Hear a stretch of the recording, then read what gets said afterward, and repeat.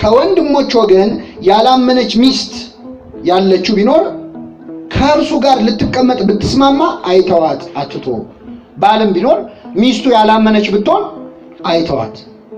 እስቲ ከኔ ጋር በሉ፣ ያላመነች ሚስት ያለችው፣ ያላመነ ባል ያላት ከተስማማች ምን አይበለው?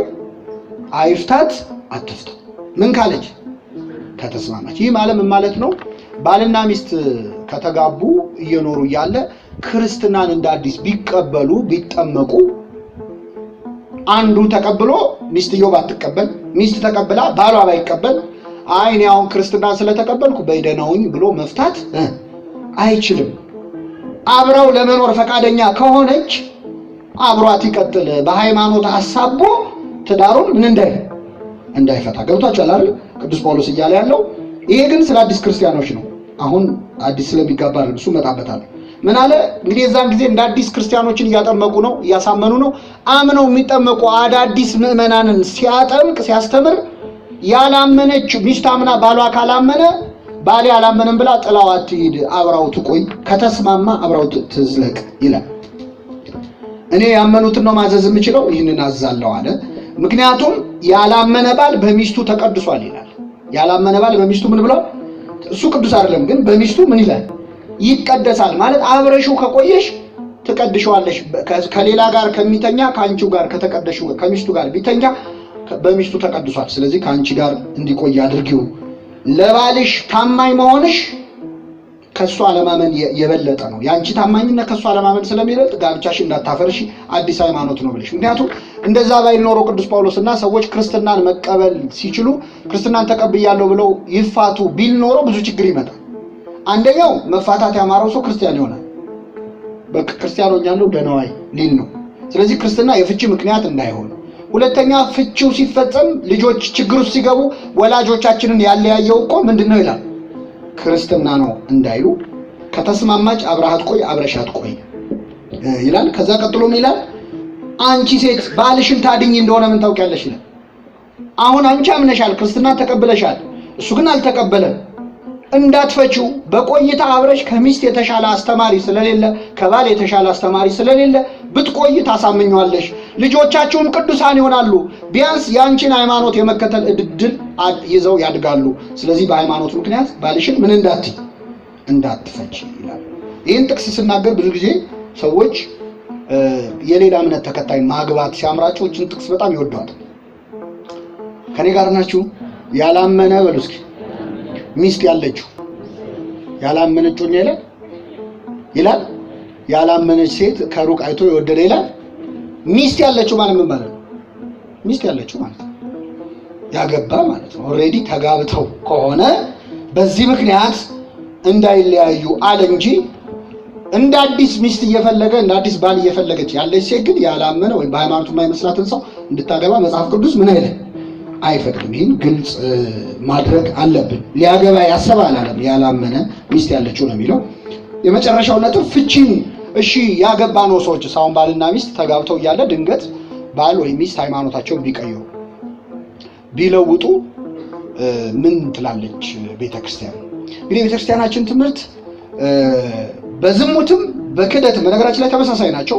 ዝሙትም በሚጠራበት ቋንቋ ነው ክህደትንም ሃይማኖት መቀየርንም የምናየው።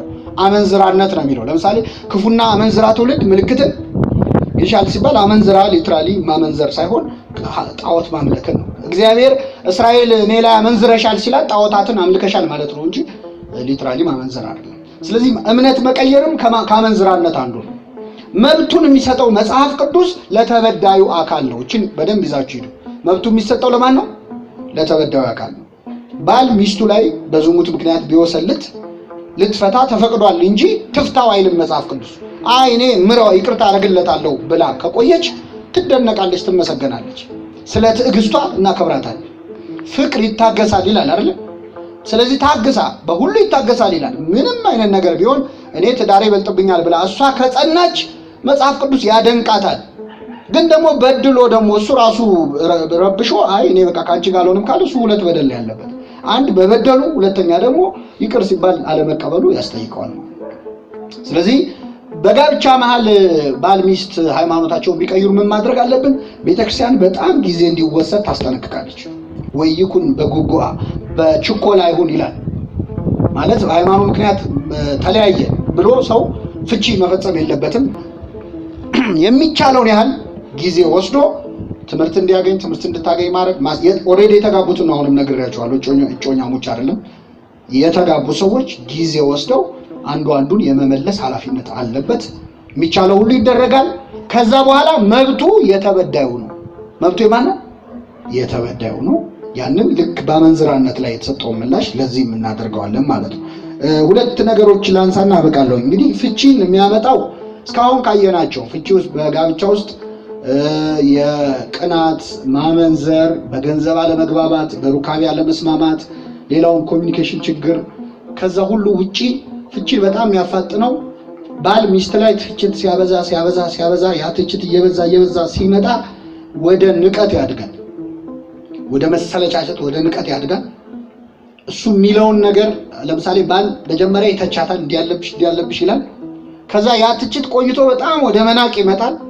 ያ ንቀት በጣም እያደገ ሲመጣ እሷም ቢናገራትም ባይናገራትም ወደማይደንቃት ደረጃ ትመጣለች። ዲፌንሲቭ ትሆናለች። መጀመሪያ ትቃወማለች ራሷን። ከዛ መጨረሻ ላይ ግን ምንስ ብታስብ ነው ምን አገባኝ ወደሚል ይመጣል። የመጨረሻው ስቴጅ እንግዲህ ወደ ፍቺ ነው ማለት ነው። በመፋታት እግዚአብሔር መፋታትን እጠላለሁ አለ። ፍቺን ይጠላል እግዚአብሔር። ለምን የሚጠላው? በጣም ብዙ ችግር ስላለው ነው። ተፋተው የተጠቀሙ ሰዎች የሉ። የተሰበሩ ነው። የተጣበቀ ሲላቀቅ እንደሚሰበር፣ አንድ ስጋ ሲቆረጥ እንደሚቆስል እንደሚሞት ባልም ሚስትም ተጎጆች ነው የሚሆኑት። ፍቺ በጣም ከባድ ነገር ነው። እኛ ሀገር በእርግጥ ሌላ ሀገር ቢሆን እንደውም በጣም ሌጋል እንትንም ስላለው በገንዘብም አያዋጣም ፍቺ እና ባይዋደዱም የተገለማመጡ መቀመጥ ይሻላቸዋል ለሌሎቹ። እኛ ጋር ግን እንደው ሌጋል ፕሮሰሱን ቀለል ስለሚል እንዲሁም ዝም ብሎ መለያየት ምናምን ስለሚቻል ነው። ግን በምንም የማታካክሰው ቁስል አለው። ሰዎች በጋብቻ ምክንያት በፍቺ ሲለያዩ ማንም አሸናፊ አይሆን። ምክንያቱም ስጋ ነው ለሁለት የተቆረጠው። በጣም ውስጥን የሚጎዳ ባልንም ሚስትንም የሚያቆስል ነው። ድጋሚ ሰርቫይቭ ለማድረግ በጣም ያስቸግራል። ልጆችን በጣም ይጎዳል። በተነጠለ ቤተሰብ መሃል ማደግ በጣም ለልጆች ትልቅ ጉዳት ነው። በጣም የስነ ልቦና ችግር አለ። ልጆቻቸውን ከመውደድ ታግሰው የሚቆዩ አሉ። ስለዚህ በጣም ከባድ ነገር መሆኑን ዝም ብሎ ተነስቶ ፍቺ የሚደረግ አለመሆኑን በጣም ማሰብ ያስፈልጋል። ደስታ አይገኝም። የሌላው በማመንዘርም የሌላ ሚስት በማግባትም ምንም ለጊዜው ሃኒሙን ስቴጅ ውስጥ ያልፍ ድረስ መደሰት ምናምን ይቻላል። ግን መጨረሻ ቁስሉ ይቀጥላል። ከመጀመሪያው ጋብቻም ላይ እንደዛ ነበር። ጥሩ ቆይቶ ነው ወይኑ አልቆ ፍቺ የመጣው። ስለዚህ ወይን ይቆይና ያልቃል። የሰው ወይን ጠጅ ማን ሲገባበት ብቻ ነው ጥሩ የሚሆነው? እግዚአብሔር ነው። እና ለተፋቱ ሰዎችስ እንግዲህ ፍቺን እግዚአብሔር ያየበትን አንድ ቃል ልናገርና አበቃለሁ። መፋታትን በሉ እጠላለሁ። የተፋቱ ሰዎችን ነው መፋታትን። እግዚአብሔር የተፋቱ ሰዎችን እጠላለሁ አላለም። ከተፋቱ ተስፋ የላቸውም አላለም። እግዚአብሔር በምድር ላይ ያለቀንና የተቆረጠን ነገር ሁሉ ምን ይላል? ይቀጥላል። ስለዚህ በተለይ በእነሱ ምክንያት ያልተፋቱ ሰዎች መፋታቱን ሳይፈልጉ ጋብቻውን ይዘው ለመዝለቅ እየተመኙ እየፈለጉ ከአቅም በላይ በሆነ በሌላው አካል ምክንያት ጋብቻቸውን ያጡትን ሰዎች እግዚአብሔር ያስባቸዋል። አለቀ በተባለ ነገር ላይ ተነስተው ብዙ ትልቅ ደረጃ ላይ የደረሱ ሰዎች አሉ። 5 ባሎች ነበሩሽ የተባለች አለች በመጽሐፍ ቅዱስ። ማለች ሳምራዊቷ ሴት ሐዋርያት ሆና ክርስቶስ ነው መጥቶ ያናገራት። ሰውም አያስቀምጥም። አሁን አንዲት ሴት 5 ቀርቶ 1-2 ትዳሯን ስትፈታ ሰውም የሚናገረውን አያውቅም። እንደዚህ ስላላደረከኝ አመሰግናለሁ እንዳለው እንደዛ እንደቀራጩ እሱ ላይ የማይደርስ ይመስለውና ሰዎች በጣም የሚያቆስል ንግግር ሊናገሩን ይችላል። በጠራራ ፀሐይ የሄደችበት ምክንያት ውሃ ልቀዳ እኮ ሰዓቱ ጥሩ ሆኖ አይደል? ሌሎች ሴቶች እንዳታገኝና እንዳይዘብቱባት በትዳሯ በህይወቷ እንዳይረብሿት። በጣም እኛ ደግሞ ሰው ላይ የሰው ህይወት ውስጥ መግባት ችግር ስላለብን ሰዎች ከተፋቱ በኋላ ሁሉ ነገር እንዳበቃላቸውና ግን ሲፋቱ ህይወታቸው ሊጀምርም ይችላል። ምክንያቱም ባለቀ ጊዜ ማን መቀጠል ስለሚችል እግዚአብሔር ይህንን በጣም ተስፋ ማድረግ ያስፈልጋል። እንግዲህ ከብዙ በጥቂቱ የፍቺ ጉዳይ እግዚአብሔር መፋታትን ጠላለሁ ነው ያለው። የተፋቱ ሰዎችን አላለም፣ ኃጢአትን ነው እንጂ ኃጢአተኛን እግዚአብሔር ምን አይጠላም። በቀጣይ ክፍለ ጊዜ እንግዲህ ወደ ልጅ መውለድ፣ ከልጅ መውለድ በፊት እርግዝና ከእርግዝና በፊት እርግዝና መከላከልም የሚባል ነገር አለ። በእርግዝና ጊዜ ክርስቲያኖች እንዴት ነው ማሳለፍ ያለባቸው የሚባል ነገር አለ። እነዚህ ነገሮች ብዙ ጊዜ ተደጋጋሚ ጥያቄ ስለሚጠየቁ አንጀት አርስ መልስ ላናገኝ እንችላለን።